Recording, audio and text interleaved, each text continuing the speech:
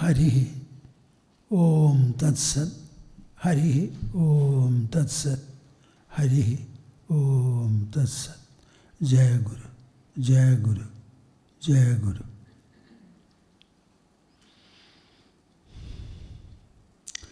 Shuddho Buddho Vimuktaha Shruti Shikhara Giram Mukhyatat Parya Bhumi Yasmat Jadam Samastam Jagadidam Amrdat Vyapya Sarvam Sthidoya Yasyam Shamshaya Yasyam Shamshavatāraihi Suranara Vanajair Rakshidam Sarvametad Tam Bhūmanam Mukundam Hridigatam Amalam Krishnameva Prapadye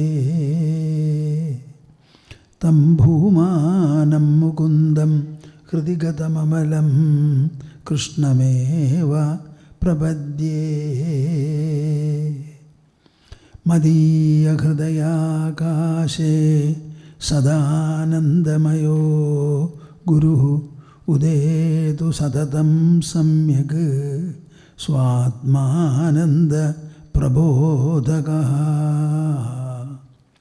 Hari Hari Hari Om Tat Sat. Jai Guru, Jai Guru, Jai Guru.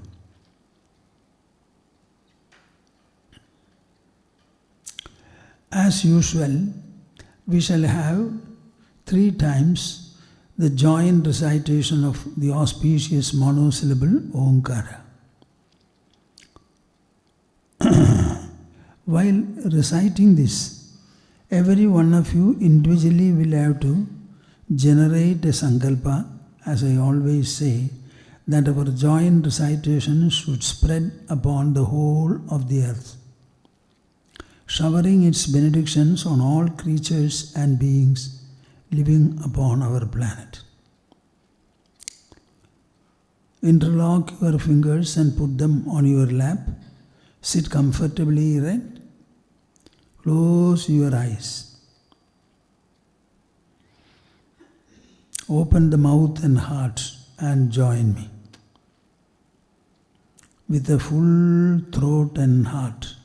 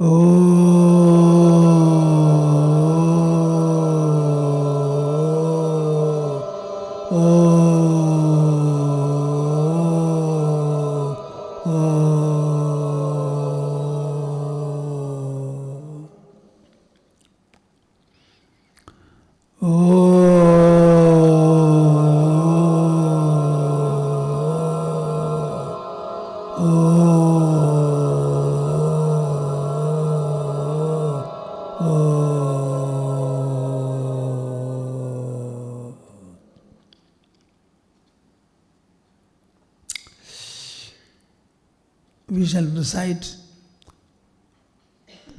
the sloka containing the submission of Arjuna before Krishna, whereby Krishna became the teacher for Arjuna, making Arjuna his disciple. He was no more his brother-in-law. Karpanya dosho bhagata svabhavaha. Karpanya dosho bhagata svabhavaha. Pruchhami tvam. Pruchhami tvam. Dharma sammudha cheta. Dharma sammudha cheta. Yachreyasya. Yachreyasya. Nishchitam bruhi tanme. Nishchitam bruhi tanme. Shishyasteham. Shishyasteham. Shadhimam. Shadhimam. Tvam prapannam. Tvam प्रपन्नम् शिष्यस्तेऽहं शिष्यस्तेऽहं शाधिमां शाधिमां त्वां प्रपन्नम् त्वां प्रपन्नम्. I am wondering how you are taking to whatever I expose with regard to this great, magnificent subject of realization, meditation, and the ultimate fruition of both. We have 4 Vedas. The first of the 4 is Rig Veda. Every Veda has a Mahavakya. And the Rigvedic Mahavakya is Prajnanam Brahma. Brahma means the supreme or ultimate reality. The ultimate reality is generally probed into, discovered and realized by philosophy. Philosophy is a quest for the supreme or ultimate reality. Mark what I say next. It is also the quest for the source of knowledge. Philosophy is at once a quest for the ultimate reality. What is existing ultimately? Is it all the seen and the visible world with names, forms, shapes, etc.? Or in the ultimate analysis and observation, you will find all these things fade and you arrive at something altogether different and new. So what is that ultimate existence or source of existence? Another is, what is the source of knowledge? In Rigvedic Mahavakya you will find both are beautifully blended. Brahman means the supreme reality, which we denote by the term I. We denote by the term ultimate reality Brahman. That is Prajnanam. Mark these 3 letters. Prajnanam. It is well-derived knowledge. It is not merely knowledge. Knowledge which has been developed properly to make it full and comprehensive. So Brahman denoting the supreme reality where existence comes into focus. And that is actually Prajnanam. Jnana means knowledge. And the focus and the locus for knowledge is inside our body, the intelligence. So this jnana seems to be the supreme Brahman. What do you understand from this? It is not something that you can find out by probing into the visible matter or energy or anything else for that matter. All these things are visible before our senses. The existence revealed before the senses is not the ultimate at all. I have said many times that our body and senses are both a product of the food we consume.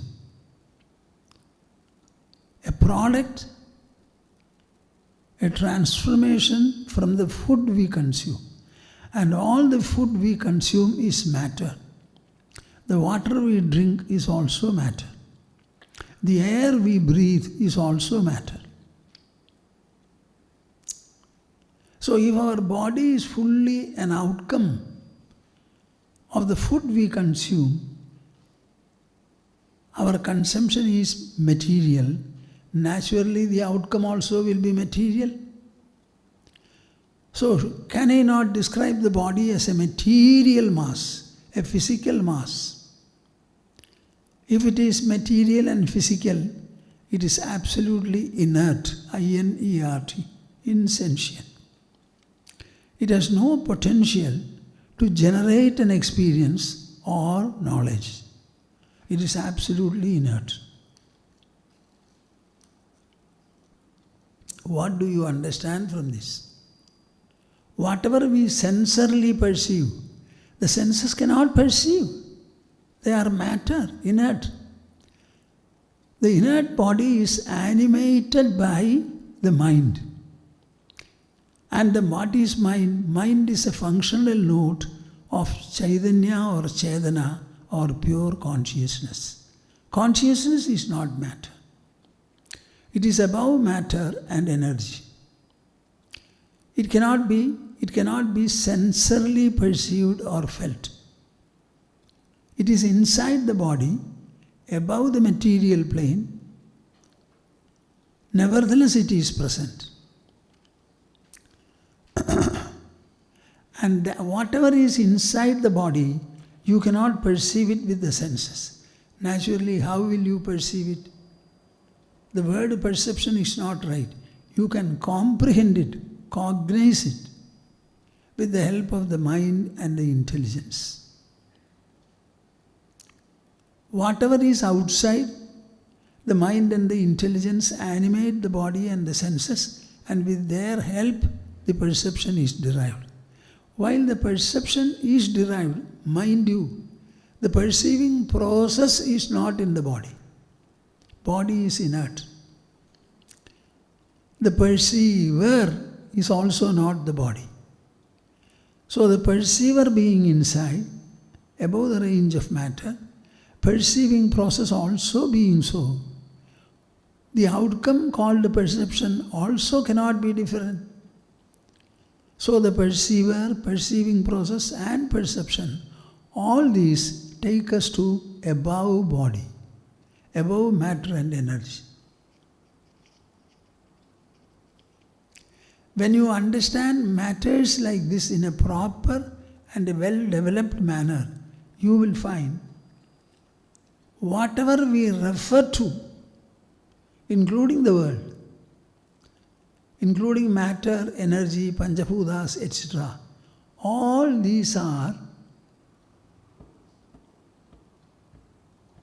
what shall I say? How to impress this on all of you?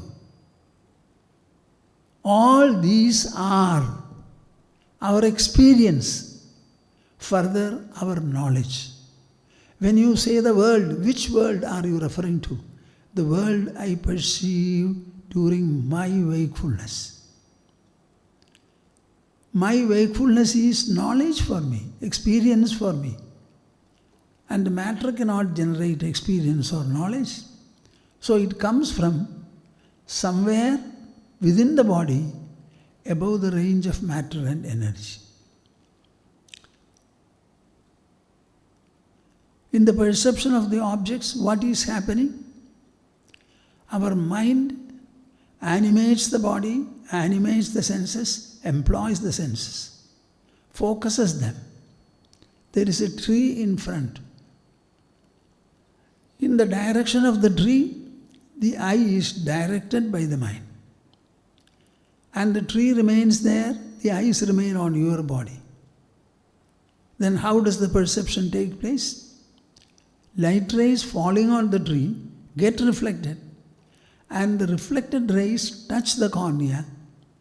Instantly, electrical pulses are sent to the brain centers, where experience and knowledge evolve, emerge. Tell me now, is there anything called sensory perception? Or the entire perceiving process is inside the body, above the range of the senses, matter and energy. So seemingly it is sensory perception.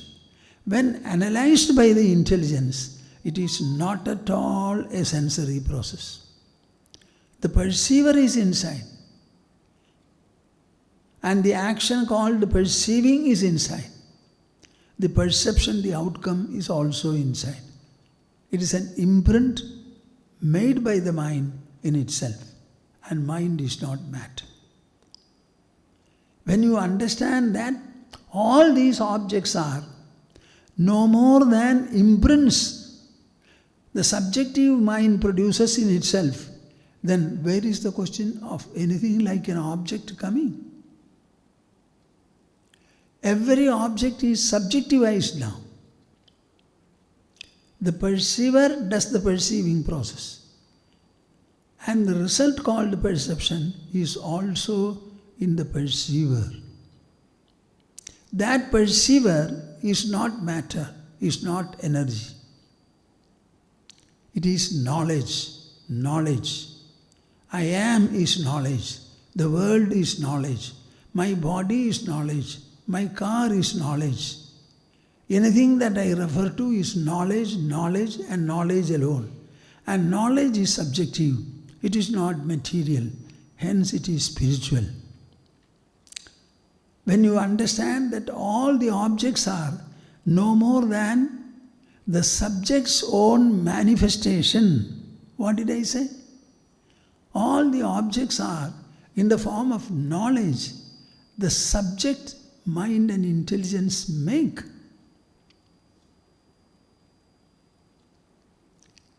When the mind and the intelligence make something, it cannot be matter. It cannot be an object also. It can only be an imprint which the mind itself make in itself. And that imprint is mental. Imprint is mental. It is spiritual. Now this process of analysis, whereby you understand that no object at all exists independently, there is only the subject presence, and that presence itself becomes the perceiver, the perceiving process and the perception. Then it becomes prajnana. That knowledge, whereby you understand the whole experiential life, knowledge life to be nothing but knowledge and knowledge alone, that is supreme reality. The objects have no locus or focus. They cannot survive independent of the subject, but the subject can survive. That is what happens when you sleep. In sleep, there is nothing but the I. The sleeper is unconscious of the body, unconscious of the mind, unconscious of the intelligence, unconscious of the ego, and unconscious of the world. Nothing is there. When nothing of these is there, yet the I reigns there. That is why you are able to wake up and then say, I slept comfortably. In sleep you have no hunger or thirst. You have no difficulty, nothing at all. Maybe somebody dies by your side. You will not be conscious of it. 16 to 17 hours of wakeful period. How many things would have taken place? What all experiences and reactions would have followed? All of them are completely wiped off by the mind in less than an instant, and you are put to sleep. Imagine the power of the mind. This mind alone exists. The intelligence alone exists. They are themselves the functional nodes of the pure consciousness, the only subject that you can think of in the whole of your life. Prajnanam Brahma. Prajnanam Brahma. This is what Srimad Bhagavatam presents right in the beginning. Vadanti tat tattvavidaha tattvam yajnanamadvayam brahmedi paramatmedi bhagavan iti shabdyate. Vadanti tat tattvavidaha tattvam yajnanamadvayam. The narrator Sudha, in response to the question raised by the assembly in front, what is the supreme essence of all our Shastras, including Vedas, Upanishads, Brahma Sutras, and so many other texts and subtext. He says, knowledgeable people say that it is Tattvam Yajnanamadvayam. It is a Tattva. What is Tattva? Tattva, you can say, it is a principle or a concept or a value. These are all postulates made by the mind. There is no matter coming there, no external existence coming there. It's a truth, like infinity and zero, as I said the other day. Where is the zero? Can you see it? Where is the infinity? But nevertheless, it remains a concept with full meaning to our intelligence and mind. Similarly, the supreme truth, the supreme essence is Prajnanam, Tattvam Yajnanam Advayam. It is the non-dual knowledge. The object is a knowledge, subject is a knowledge, perceiver is a knowledge, perceiving is a knowledge, perception is a knowledge, memory is a knowledge, forgetfulness is a knowledge, subject is a knowledge, object is a knowledge, their interaction is knowledge, nothing other than knowledge. When you understand it in this manner, this is the supreme truth, he says. Prashantamanasam hyenam yoginam sukhamuttamam upaidi shantarajasam brahmabhutam akalmasham. I don't know whether my viewers are able to keep company with me. Are you able to remain attuned to what I say and grasp it? Prashantamanasam hyenam. Learn to sit. Learn to sit. Learn to sit.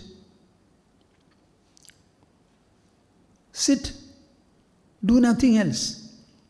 The children also should be made to sit. That is why they are asked to recite some God's name, etc., some stotras and the like. They should learn to sit.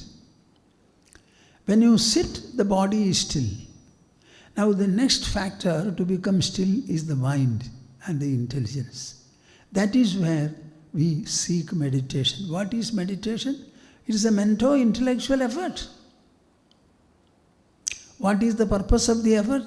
To keep you still, and the process itself, the effort also must become still. When the mind becomes quiet, prasantamanasam hyenam, by the practice of meditation or by the practice of tattva vichara, when the mind becomes calm, that calm-minded yogi, the uttama sukha approaches him. He attains it. He doesn't have to struggle for it. Uttamam sukham, sukham uttamam, yoginam, enam yoginam, prasantamanasam yoginam, upaidi, shantarajasam brahmabhutam akalmasham. The Rajoguna becomes quietened. Brahmabhutam akalmasham. All the taints vanish. And this sukha comforts, this sukha emerges from Brahman, the supreme reality. From there I went on saying, Dehabhimane galite vijñāte paramatmani yatra yatra manoyadi tatra tatra samadheyaha. When the feeling of identity imposed by the body, I am the body, that dehabhimana when it falls, and the Paramatma Tattva when it is properly and comprehensively known, wherever the mind goes, there it is samadhi. There is nothing like a samadhi when you are sitting still alone. We want to reach a state whereby we shall always be the same. Neither the body, nor the mind, nor the intelligence should be able to bring out any unsettlement, dislodgement. We must be able to reach such a state. And he says, Sundarya nijaya buddhya pratyayaiva vayasya padam asadhyade rama na nama kriyaya anniya. Very great statement by sage Vasishtha to the 15-year-old prince Rama. By the beautiful intelligence and by the friendship of discrimination. What are the two factors? Your intelligence should become very beautiful. When is the intelligence becomes beautiful? When it is able to understand. Understand what?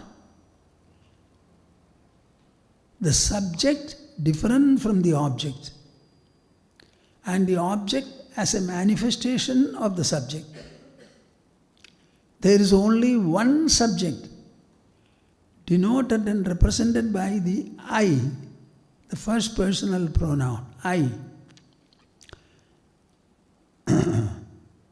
Padam asadhyade Rama. With the help of a beautiful intelligence and the power and process of discrimination, prajna, the supreme state is achieved not by telling the beads, chanting the names, or performing one ritual or the other. Now this state can be had. Meditation and the like, it is all preliminary in the initial stages. In meditation, what are you trying to do? You try to handle your mind and handle your intelligence by applying them with a focus. There also, there is something different from both, which applies both.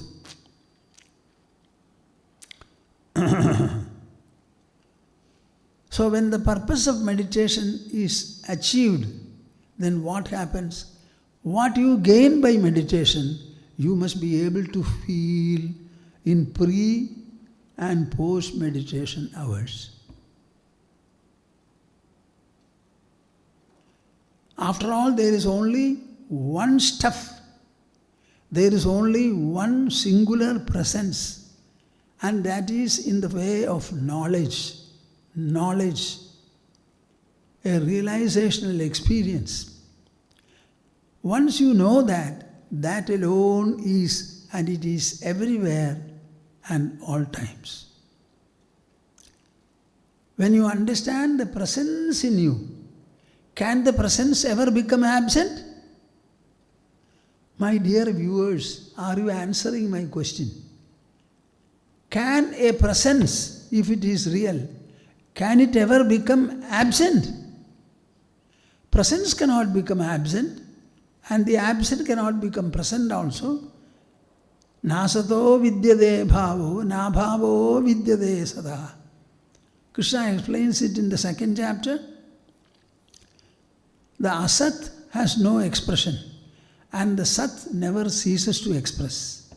So the presence can never become absent, and absence can never become presence. So we are left with only one choice, presence. If it is this presence that you have comprehended in your meditation, you have comprehended it as what? As the eternal presence. If it is an eternal presence, when will it get transformed? When is it going to fall? When is it going to be absent? Never, never, never, never. So when you wake up and you are even interactive, this presence will continue to be what it is. Now this is an understanding that comes to you by applying your intelligence. It is the only source of knowledge. Intelligence is the only source of knowledge. So people are wearing a kaupin, moving about in our country. It's a great cultural privilege, a cultural pinnacle. Vedanta Vakyeshu Sada Ramantaha Ramanto Bhikshanna Matrena Chatushtimantaha Vishogamandha Karane Charantaha Kaupina Khalu Bhagyavantaha. When I was speaking years back in Asianet every day for 25 minutes in the morning, except Sunday. Asianet wanted me to talk on Sunday also. I said, let there be a holiday.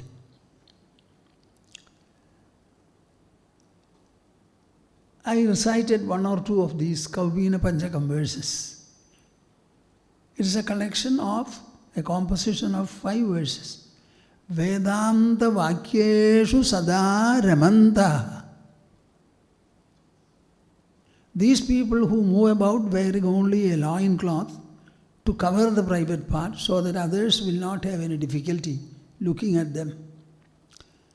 But they are constantly floating in the ecstasy of the pronouncements and declarations and revelations presented by Upanishads, the Vedanta. And to sustain their body, they take to alms, begging. Bhikshanna matrena chatushtimantaha Vishogam andhakarane ramantaha charantaha. They are always traveling in their mind, free of grief, free of infatuation, free of greed, free of competition, free of all kinds of wrong clingings. Kaupinavantah khalu bhagyavantaha. Though they are wearing only a kaupina, a loincloth, they are the most fortunate people in this world because they constantly float in the ecstasy of pure consciousness.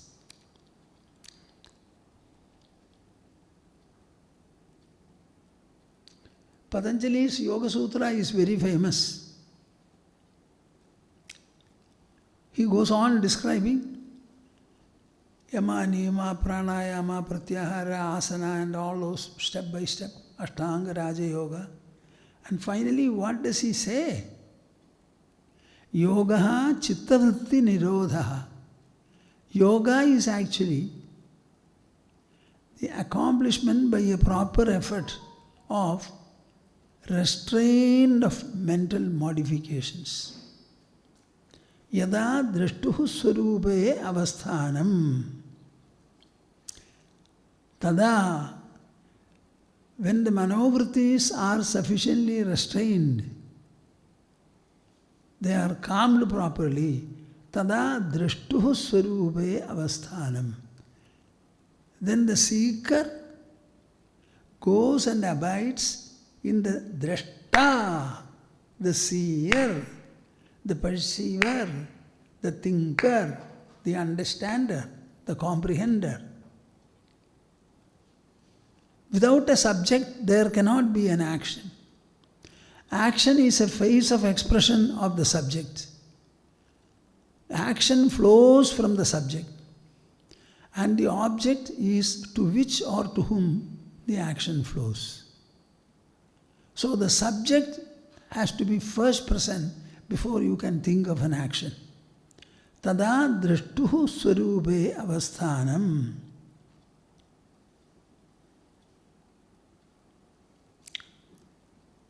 When you understand the subject as different from the object, further probe into, try to understand it in its full measure.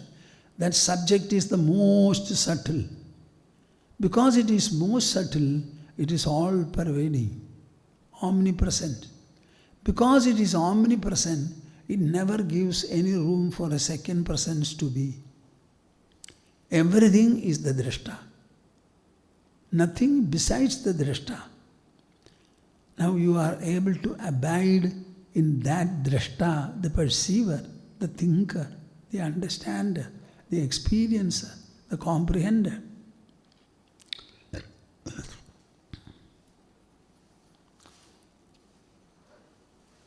In fact, we are all abiding in the self. Everything else comes and goes, but the self never comes or goes. And always you say, I. Even when you refer to your agitation, you say, I am agitated. I am agitated. That I factor, everything is identified with it.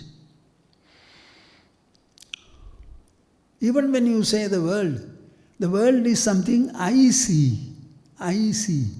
If I were not there and I did not see or attempt to see, Mr. World also will not be there. What is this? You know, our thinkers have been very, very great.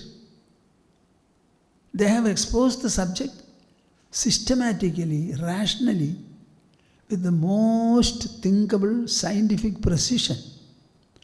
Arthād arthāndare citte yādi madhye duya sthidihi nirastamananākara sa swarupa sthiti smrta. Look at me well.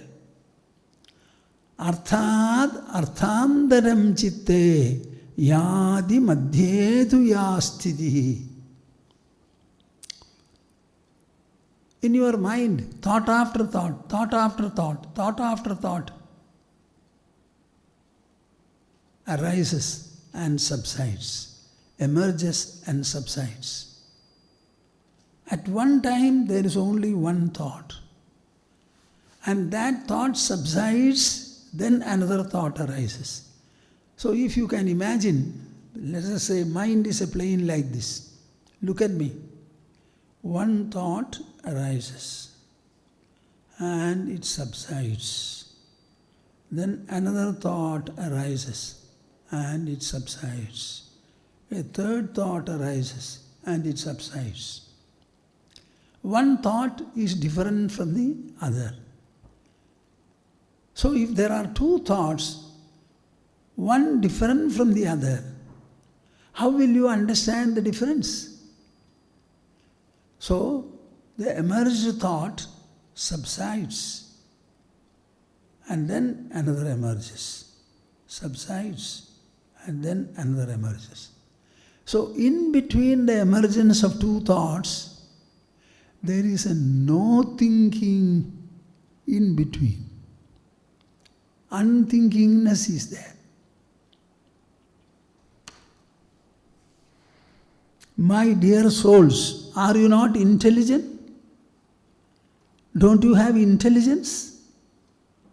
For intelligence to think, you don't need the help of senses. So close your eyes. Let the intelligence simply try to understand the process. A thought arises. You don't see a thought, but you do know that there is thinking. So a thought arises, then subsides. Another thought arises, subsides. So every thought is in between two unthinkingnesses. Thought and no thought. Thought and no thought. That no thought means non-thinkingness, unthinkingness. Here he says, Arthād arthāndare citte. When the mind leaves one thought and it goes to another thought, yādi madhyedu, while going like this, in between the two thoughts, ya sthiti, there is a state prevailing there, reigning there. What is that state? Nirastamananākara. All kinds of mentation, all kinds of thoughtfulness, all of them are not there. It is unthinkingness. Sa swarupa sthiti smrta. That is your nature. It is from that nature that thought after thought arises and subsides. Shall I tell you something more? Can you grasp it? You can, but whether you will, the difference is there. We have the intelligence and it is capable of ratiocinating like this. But will you employ the intelligence and make it intelligence properly? Do you have the wish, will, determination to do so? And will you manifest it right now as you are listening to me?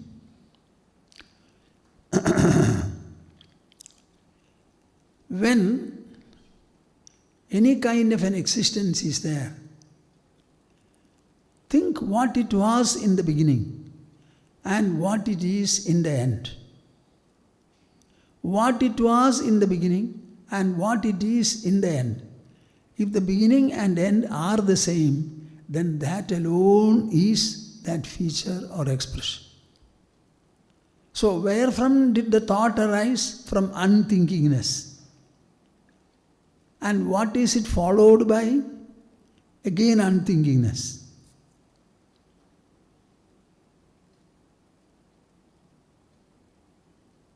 So here is unthinkingness, here also is unthinkingness. If it is unthinking in the beginning and also in the end unthinking, then it is unthinking in between also. This is a reason, this is a logic. So if every thought has arisen from no thought, it is also succeeded by no thought, then that in-between thought is the same as what it was and what it will be. So tell me whether there is a thought then? Then what kind of a fool are you to say that there is thought and to make yourself suffer from it? Better submit the whole process to a rational system of understanding, analysis. A voyage of knowledge.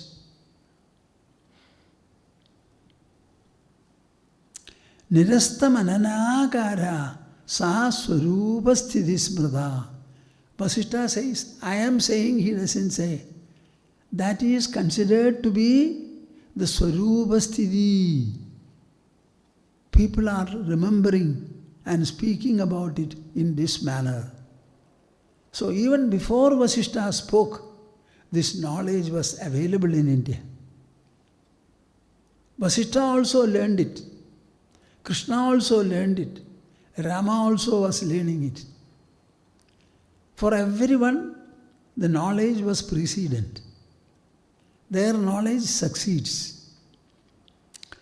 Samshanta sarva sankalpa ya shilamtari vasthidihi jadya nidra vinirmukta sa swarupa sthiti smrita.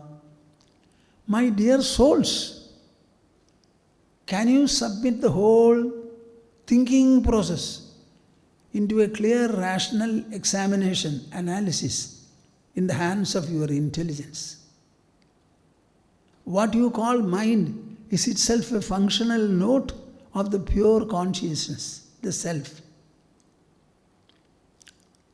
And that consciousness is all-pervading, omnipresent. Being so, will it allow any second existence to be? No is the answer. Who tells you? Your intelligence tells you this. So be guided by it. Be guided by it. Be ruled by it. Be dominated by it. Don't subdue your intelligence. Make it dull.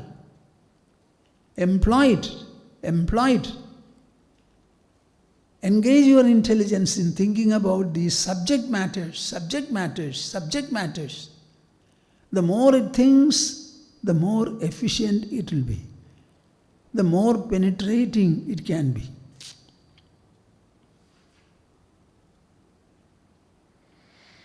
I always say spirituality is always a plus for everybody in this world. If our students can take interest in spirituality in one way or the other, read a chapter of Gita or such expositions, you will find the intelligence become sharper and sharper, more and more perceptive. One day an engineering student came here. He came somewhat midday. So he spoke to me 1 or 2 sentences and went for taking food and disappeared. Did not talk to me. Later on also he came. Swamiji, you always say that spirituality sharpens the intelligence. For students, good students, if they take interest in spirituality, either to listen to talks or read some books, what happens? A subject, if they take 1 hour to understand, at least in 40 minutes, if not in 30, they will be able to understand it, I say. I always say this, and it is so. 1 hour's reading can be reduced to 30 minutes, if not 40 minutes. So this man again came one day. Like this. Earlier also he did not spend time talking to me and making me understand him.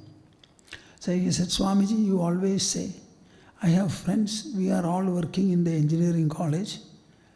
I used to get 3.8, 3.8, 3.8. My friends were getting 6.2, 6.2. Now in the last semester what happened? I have gone up to 6.8 and they remain at 6.2. So they were all wonderstruck.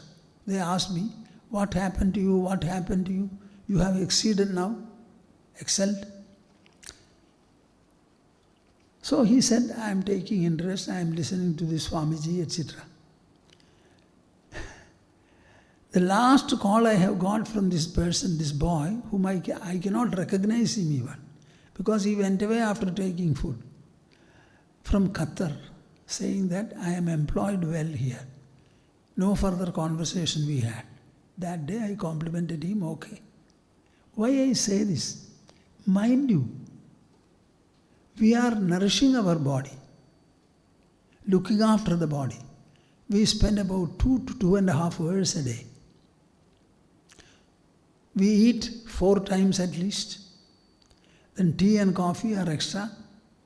Anything else also can be there.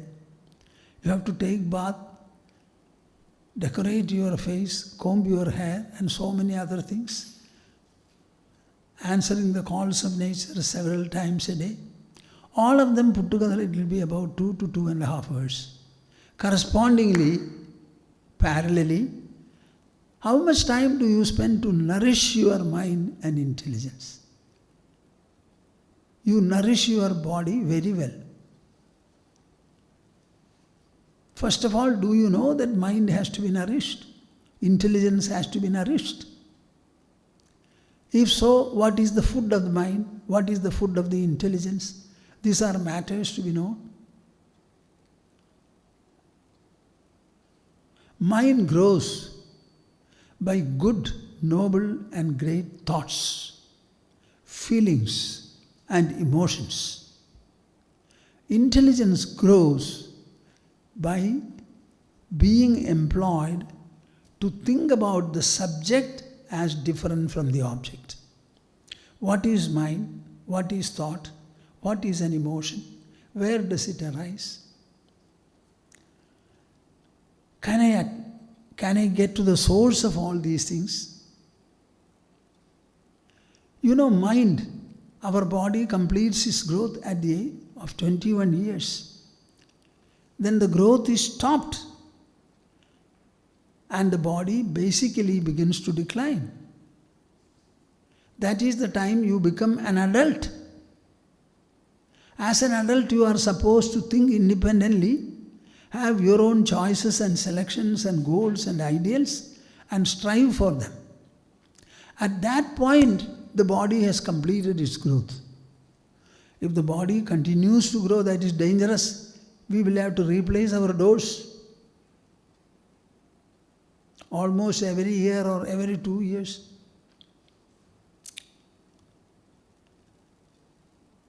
The answer is only After becoming an adult, everybody is supposed to live for 5 or 6 decades.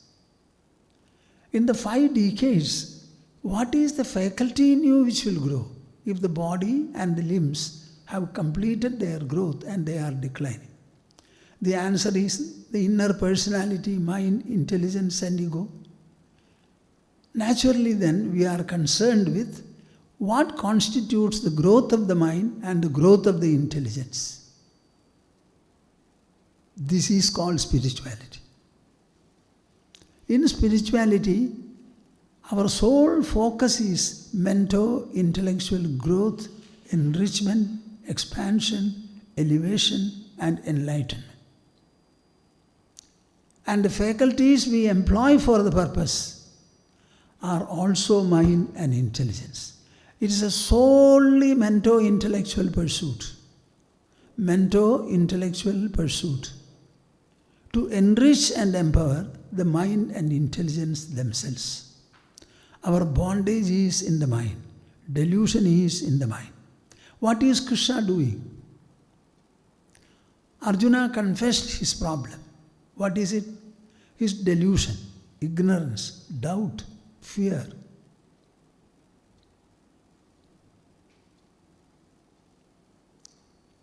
These are the troubles for all of us also. The problems are in the mind. The solution is in the intelligence.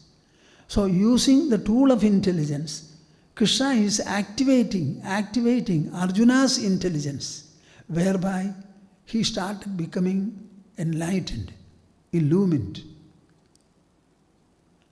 And in the 3rd chapter itself he asks a wonderful question. Krishna was answering. Again he raises another question. So the dialogue extended. See how suddenly Arjuna's intelligence was activated and it started working. The tears stopped forever. Samshanta sarva sankalpa ya shilantarivastidhi jadya nidra vinirmukta sa swarupasthiti smrudha. These are all verses of Vasishtha Deva rendered before Sri Rama, who was 15 years of old, in a great august assembly in the palace of Ayodhya. Samshanta sarva sankalpa. All the imaginations and creative thoughts of the mind should become quiet, quiescent. All of them. Ya shilantarivastidhi. See, at least I am telling you all this for my joy. I don't know whether it is for your enlightenment. Nobody tells me and nobody makes me know also. All of you are dumb listeners. Samshanta sarva sankalpa ya shilantarivastidhi. See, this knowledge is communicated in words, in phrases. All of them are expressions of idea. The subject is totally different from the objects. All our examples are from the object. But what is sought to be explained is different from, opposed to the object, namely the subject. But we have this vocabulary alone. But using that vocabulary, somehow the idea is driven home. See how he drives home. Samshanta sarva sankalpa. When all creative thoughts and imaginations subside, ya shila antarivastidhi. Can you imagine a stone? A stone? It is absolutely inert, very dense, weighty also. Inside there is no hole, it's all dense molecules of stone. So what will be the state inside the stone? Similarly, your body is also like a stone. But the mind and the intelligence and the ego are immensely active. So we don't find any kind of a peace or restfulness.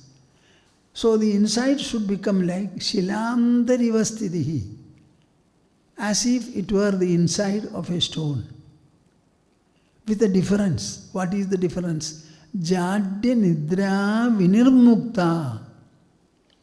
Jadya means jadatva. Inertness should not be there. Like oblivion, unconsciousness. Nidra vinirmukta. It should not be like the sleep also. So different from sleep and different from inertness. Sa swarupa sthiti smrudha. That is the nature of the self, nature of the supreme reality, God.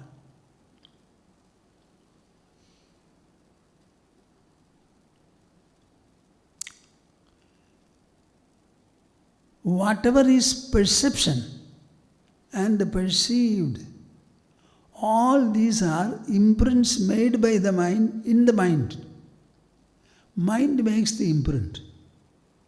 And the imprint is mental in itself. So in a mental imprint, are you attentive? In a mental imprint, will there be anything besides the mind?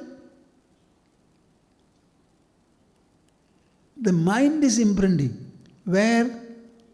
In the mind itself. So the source is the mind. Where it is imprinted, that is the mind. So what will be the imprint like? Mind alone. So a mind imprint is mental. So in the subject, whatever be the number of objects imprinted there, all of them, will they not be the subject? So all the objects are subjectivized here. Everything is selfized.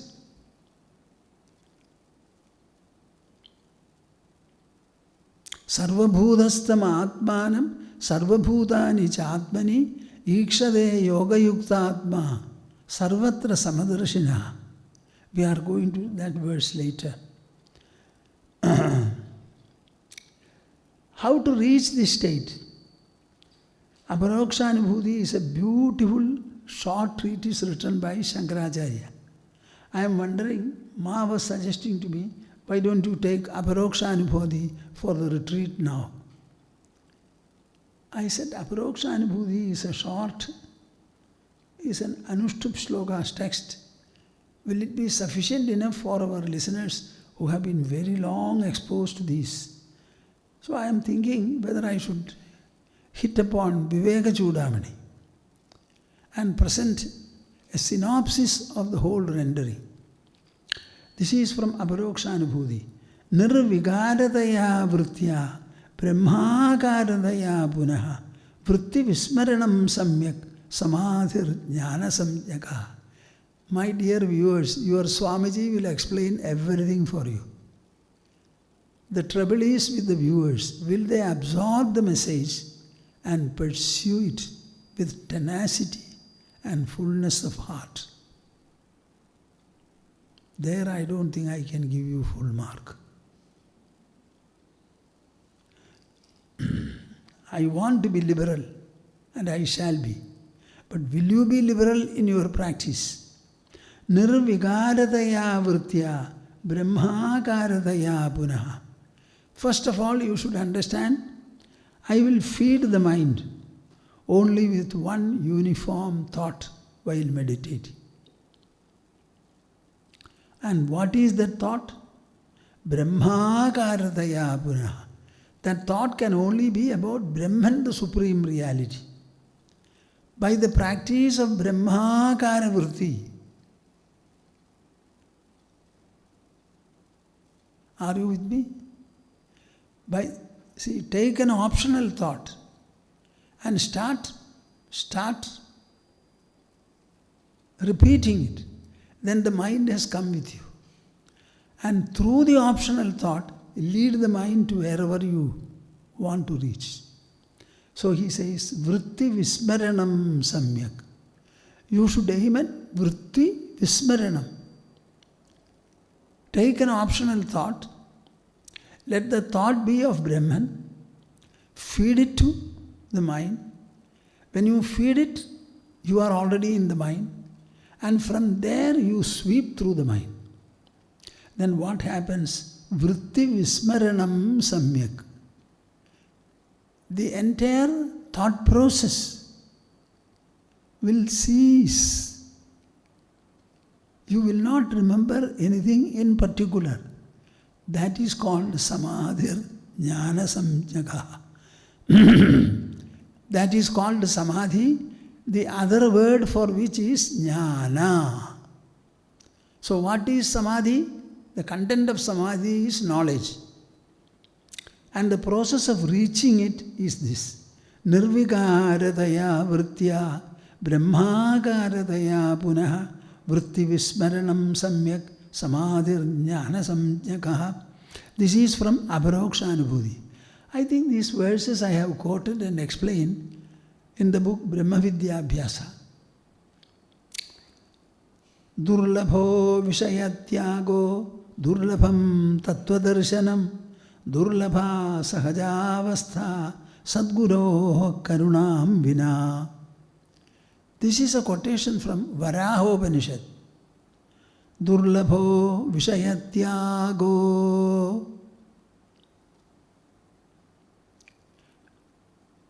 Consciously, meaningfully, with clear intention and purpose. Vishayat tyaga, abandoning the objects. The objects are inert. And no object has got the potential to create joy, satisfaction or delight. Because all these are emotions. As emotions, they belong to the mind. Mind alone is the source. How can the objects which are inert produce emotions? Bah! My dear viewers, don't you have intelligence? Can any object of the world ever produce an emotion? Then if you want joy and delight and satisfaction, which are emotional, why are you looking to the objects for it? You have the mind already with you. Tell the mind to produce joy and it will produce. That is what we are doing here. Durlabho vishayatyago. Very rare. A person will be coming shortly to the ashram. He was exposed to us recently very intimately. He told me, Swamiji, I have been working for long. I am thinking of submitting my resignation. I have already told he is occupying a very high position in a multinational corporation. So he said, I am going to retire. How this thought comes? Another person who has retired and come here, he was thinking of getting an additional period of employment. I said, what? What will you do after that? Do it now itself. Durlabho vishayatyago. It is very rare to abandon the objects. Durlabham tattvadarshanam. Similarly, very rare is the interest in perceiving the truth, pursuing the truth, perceiving the truth and realizing it. Durlabha sahajavastha. Everybody ends up with meditation. How long? 1 hour? 1.5 hours. Whereas the day consists of 24 hours. Part of it will be spent, 1/3 of it in sleep. So what about the 2/3? Minus your 1.5 hours of meditation. So 1 hour of meditation you climb and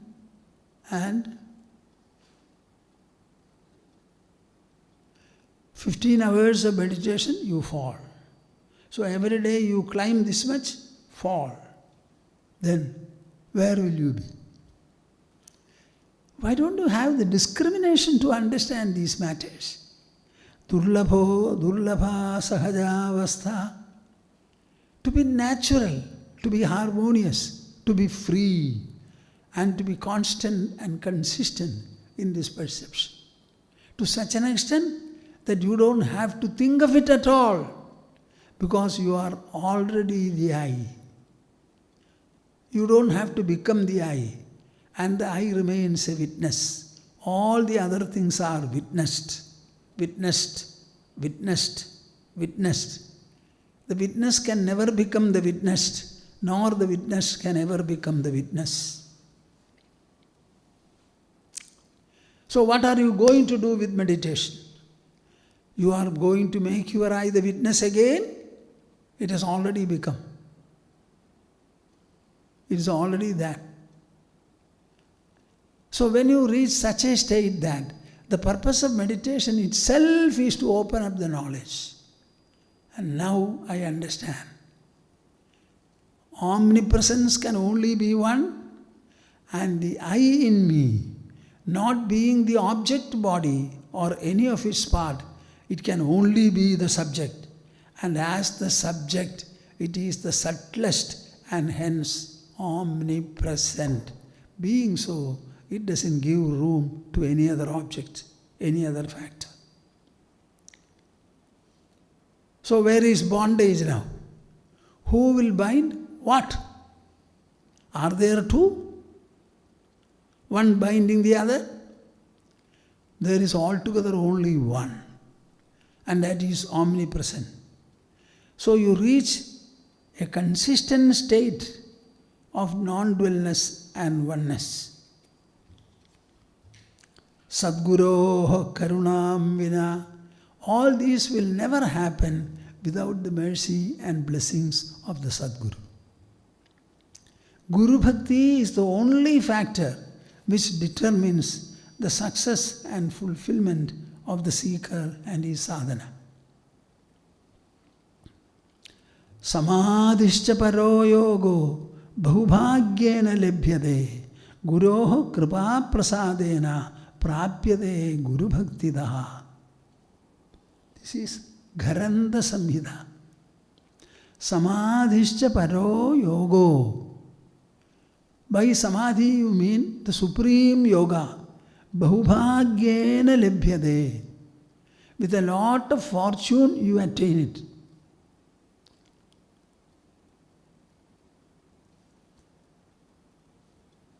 With a lot of fortune you attain it. Guroh kripa prasadena prapyade guru bhaktidaha. By the blessing and grace of the Guru alone, through Guru Bhakti, you attain this. Samadhischa paro yogo bahubhagyena lebhyade guroh kripa prasadena prapyade guru bhaktidaha. Who will be able to explain it to you except a man who himself has the force and grace of his personal realization? So that Guru becomes the last weak word in the whole pursuit. Let me stop.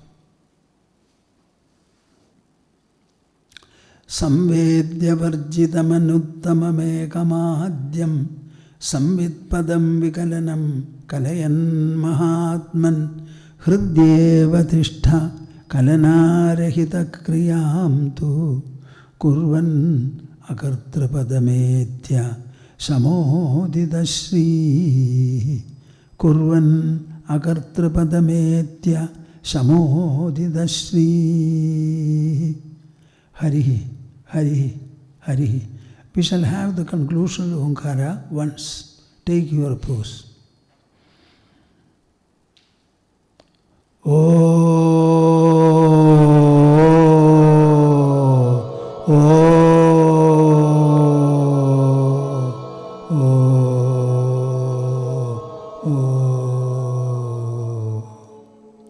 Harihi Om Tat Sat. Jai Guru. Jai Guru.